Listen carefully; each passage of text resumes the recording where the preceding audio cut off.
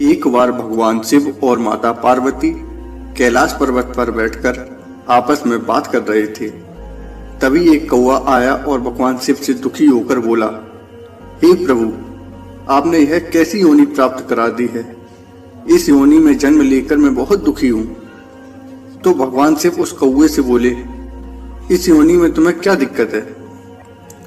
कौवा बोला, हे प्रभु, आप मेरा शरीर देख रहे हैं, बिल्कुल काला है और सभी लोग मुझे कौवा कौवा कहते हैं। यहाँ तक कि कोई भी व्यक्ति मेरी आवाज तक सुनना पसंद नहीं करता है। कौवे की इतनी बात सुन माता पार्वती में ममता का भाव उभर आया और वह भगवान शिव से बोली, हे प्रभु, यह कौवा कितना दुखी है। माता पार्वती की बात सुन भगवान शिव उस कौवे से बोले, तुम क्या चाहते हो? तो वह कौवा बोला, हे प्रभु, मुझे किसी और योनि में परिवर्तित कर दिया जाए। कौवे की बात सुन पहले तो भगवान शिव ने उसको समझाने का प्रयास किया, लेकिन माता पार्वती ने भगवान शिव से कहा, हे प्रभु, कौवे को उसके मन मुताबिक योनि मिलनी चाहिए। माता पार्वती के कहने पर भगवान शिव ने कहा, ठीक है, लेकिन मेरी एक शर्त है। कौवे ने कहा, क्या प्रभु, क्या शर्त है आपकी? भगवान बोले, तुम मेरे सामने जिस भी योनि के जीव को लेकर आओगे, मैं तुम्हें उसी में परिवर्तित कर दूंगा। भगवान की बात सुन कौवा प्रसन्न हो गया और वह किसी प्रसन्न जीव की खोज में निकल पड़ता है। तभी उसकी नजर एक हंस पर पड़ती है और वह कौवा सोचता है कि यह हंस कितना सुंदर है, मुझे तो इसी की योनि चाहिए। और वह हंस से प्रार्थना करता है कि आपको भगवान शिव ने बुलाया है। कौवे के कहने पर वह हंस भगवान शिव के पास चला जाता है और भगवान शिव को प्रणाम कर बोला, हे प्रभु, आपने मुझे क्यों बुलाया है? तो भगवान शिव बोले, हाँ, मैंने ही तुम्हें यहाँ बुलाया है। मैं ये जानना चाहता हूँ कि तुम अपने जीवन में खुश हो।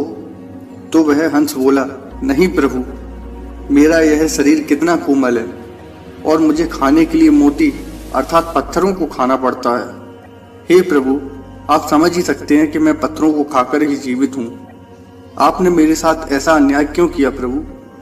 हंस की बात सुन भगवान शिव बोले, यह कौवा तो समझ रहा था कि तुम सबसे खुश हो। तो हंस बोला, नहीं प्रभु। तो भगवान शिव ने कहा, तुम्हें कौन सी योनि पसंद है? तो वह हंस बोला, मुझे तो तोते की योनि में प्रसन्नता दिखाई पड़ती है। जब चाहे जहाँ चाहे वहाँ घूमता है, कितना सुंदर रंग होता है। वह फल, मेवा, मिष्ठान आदि चीजें खाता है, वह कितना प्रसन्न रहता होगा। मुझे तो तोते की योनि बहुत पसंद है।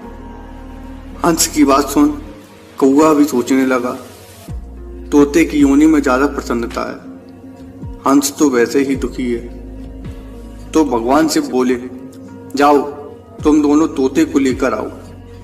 तो दोनों तोते की खोज में निकल पड़ते हैं और जल्द ही एक तोते को वहां लेकर उपस्थित हो जाते हैं। तोते से भगवान शिव ने पूछा, तुम अपनी इस योनि में प्रसन्न हो? तो वह तोता बोला, नहीं प्रभु, बिल्कुल भी नहीं। मुझे तो हमेशा कैद होने का खतरा बना रहता है। मैं कभी भी चैन से नहीं बैठ पाता हूँ, क्योंकि मुझे डर लगा रहता है कि पता नहीं कब कोई पकड़कर मुझे पिंजड़े में बंद कर दे।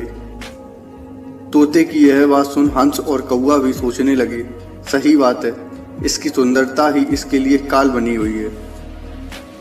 तो भगवान शिव ने उस तोते से पूछा, तुम्हें कौन सी योनि में प्रसन्नता है? तो वह तोता बोला, हे प्रभु, मुझे तो मोर ज्यादा प्रसन्न दिखाई पड़ता है, क्योंकि ना तो उसको कैद का खतरा है और जहाँ चाहे वहां घूमता है और प्रसन्नता से नाचता भी है।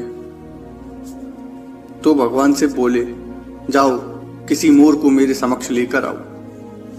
और वह तीनों मोर की खोज में निकल पड़ते हैं और जल्द ही एक मोर को वहां पर लेकर उपस्थित हो जाते हैं। तो भगवान शिव ने उस मोर से भी पूछा, तुम अपने जीवन में कितना खुश हो? तो वह मोर बोला, प्रभु, मैं अपने जीवन से बिल्कुल भी खुश नहीं हूं। क्यों? भगवान शिव ने कहा। तो वह मोर बोला, हे प्रभु, इस योनि में होने के कारण मुझे कीड़े मकोड़े सर्प आदि को खाना पड़ता है और लोग मुझे मेरे पंखों के कारण मेरी हत्या कर देते हैं। मुझे तो अपनी मृत्यु का भय लगा रहता है। मोर की यह बात सुन तोता, हंस और कौआ तीनों सोच में पड़ गए कि मैं तो सोचता था कि मैं ही सबसे ज्यादा दुखी हूँ, लेकिन यहाँ तो संसार में जितने भी जीव जंतु हैं सब अपने अपने किसी न किसी कारणवश दुखी है। यह सोचकर वह चारों भगवान शिव से माफी मांगने लगते हैं और कहते हैं, हे प्रभु, आप जो समझाने का प्रयास कर रहे थे अब मैं वह समझ चुका हूँ कि संसार में प्रत्येक व्यक्ति का दुख उसकी सोच पर निर्भर होता है।